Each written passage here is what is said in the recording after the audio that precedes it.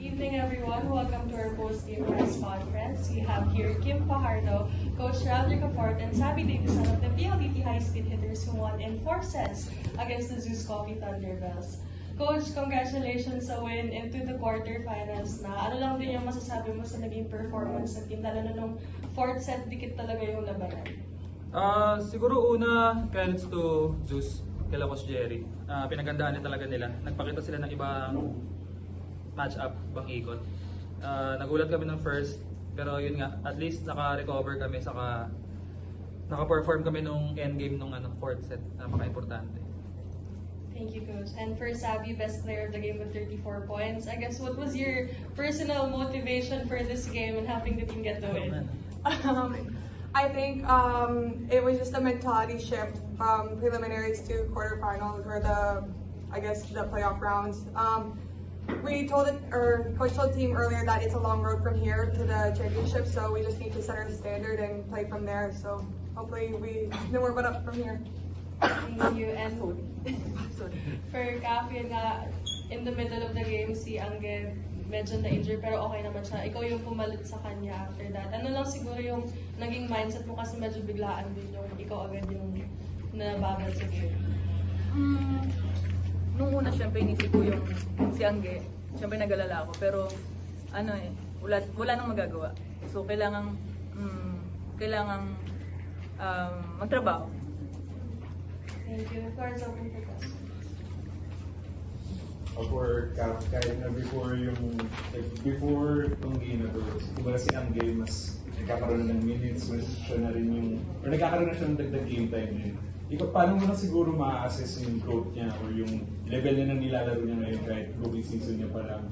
Paano niya siguro napapanindigan yung setter role sa field niya? Si Angge may sariling kakayahan eh. So, with the guidance of the coaches, kung paano kami mag-aral, paano kami mag-training, talagang umaangat at umaangat yung level. And for Sabi, almost again another near career performance for you.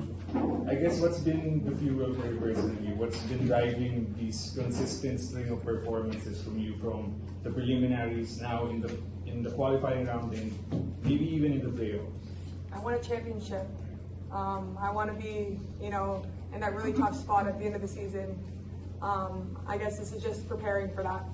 So hopefully we just keep performing and we get there, and when time comes, we show up.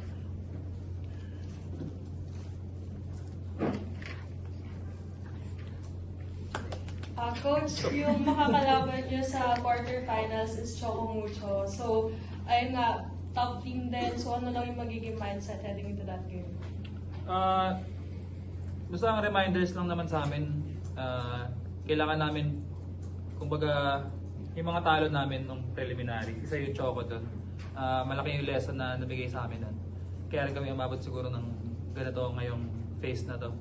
Pinaka-mindset lang talaga namin makabawi dun sa performance namin nung nakalaban namin sila. Kasi talagang off na off kami nung game na yun. Pero syempre dahil maayos na talaga yung Choco. So i-challenge ulit talaga namin yung team na lalo dahil series yung format. So mahaba at sila-sila pa rin yung kalaban, hindi lang isang laro. So nandun talaga kami sa yung endurance ng makasabay hanggang dulo. About that Choco Mucho matchup for Sabi, CC will be on the other side of that. You've been at the top of your game, the two of you, in terms of spiking and also defense. So just a quick preview, I guess, from you with that personal matchup with CC in the quarterfinals.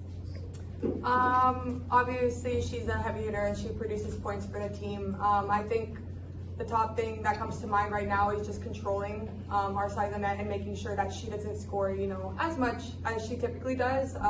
And I think with that, we're going to be able to control our side a little bit more.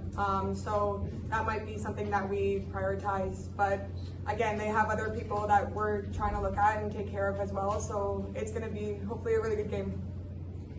And for Kaf, yung other side naman na si Mars din sa Choco Mucho bilang dati mong teammate and fellow Lasarian, parang gano'n mo lang i-look forward yung magiging matchup niyo sa quarterfinals? Sa akin, parang hindi ko na rin masyado iniisip yung kung anong kalaban o anong makakarap namin. Mas gusto ko siguro gawin namin yung parang kung ano ba yung hugot namin sa previous na game namin sa kanila. So parang gusto ko sana mahanap namin yung fire para magawa namin ng maayos yung dapat namin gawin. Coach, heading into the quarterfinals, 5-game win streak for PLDT. And you mentioned nga series, siguro gano'ng kalaki na lang yung ganong klaseng momentum going into it. Do you see it as an advantage or parang maliwala pa siya by the time na kinalaman niyo yung competition? Siguro yung the usual lang. Pupunta kami ng game na galing kami sa panalo ngayon. Medyo positive yung magiging environment. Pero yun nga, kailangan talaga mag-doble kayod kasi mahirap talaga yung magiging mga laban. Thank you, Coach. Thank you, Sabi. Thank you, Ako,